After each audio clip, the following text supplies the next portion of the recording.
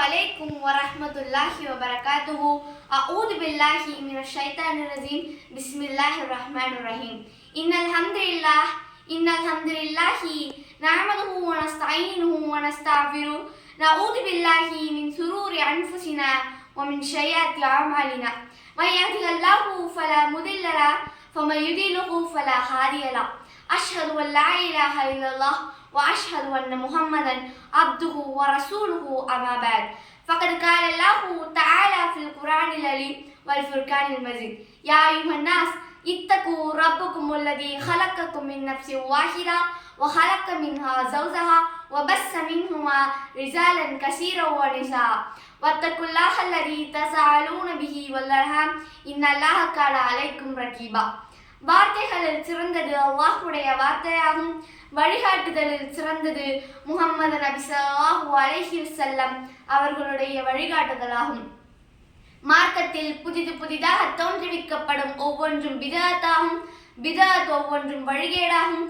வழிகேடு ஒவ்வொன்றும் நம்மை நரகில் கொண்டு சேர்க்கும் என்று முஹம்மது நபி ஸல்லல்லாஹு அலைஹி வஸல்லம் அவர்கள் ஒவ்வொரு உரையிலும் மக்களுக்கு அச்சமூட்டி எச்சரிக்கை செய்தது போல் நானும் உங்களுக்கும் எனக்குமாய் எச்சரிக்கை செய்தவளாய் எனது இந்த உரையை ஆரம்பம் செய்கிறேன்.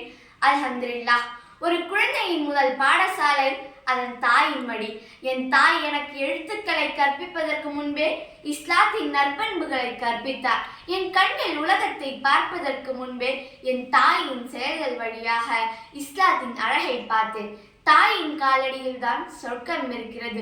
புகாரி 2797 என்ற நபிமொழிக்கேற்ப சொர்க்கத்திற்கு செல்லும் வழியை என் தாய் எனக்கு எவ்வளவு எளிமையாக கற்பித்தார் என்பதை உங்களோடு பகிர்ந்து கொள்கிறேன்.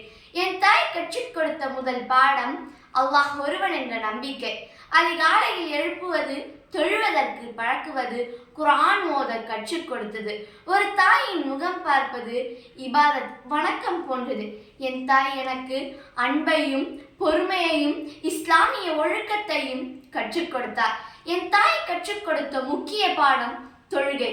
தொழுகை உரிய நேரத்தில் தொழுவதே அல்லாஹுக்கு மிகவும் பிடித்தமான செயல் என என் தாய் அடிக்கடி கூறுவார்.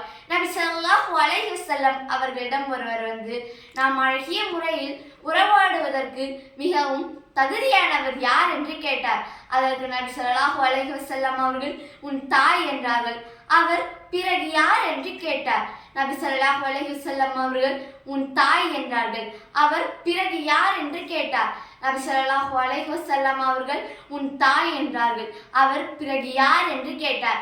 அப்போது நபி ஸல்லல்லாஹு அலைஹி வஸல்லம் அவர்கள் உன் தந்தை என்றார்கள். புகாரி 5971. பொய் சொல்லக்கூடாது, பிறர் உரிமையை பறிக்கக்கூடாது, நேர்மையாக இருக்க வேண்டும். கஷ்டங்கள் வரும்போது பொறுமையை கடைபிடித்து அல்லாஹ்விடம் துஆ கேட்க வேண்டும். பலசாலி என்பவன் மறுபோரில் வெல்பவன் அல்ல. கோபம் வரும்போது தன்னைத்தானே கட்டுப்படுத்திக் கொள்பவனே உண்மையான பலசாலி என்று என் தாய் எனக்கு வாழ்ந்து காட்டினார். படிப்பு எவ்வளவு முக்கியமோ அதை விட முக்கியம் நற்குணம் என்று என் தாய் எனக்கு வலியுறுத்தினார். மறுமையில் தராசில் கணக்கிடக்கூடிய விஷயங்களை பற்றியும் அவர் எனக்கு வலியுறுத்தினார். அதே போல் நாவிற்கு எளிமையான ஒரு திக்ரையும் அவர் சொல்லிக் கொடுத்தார்.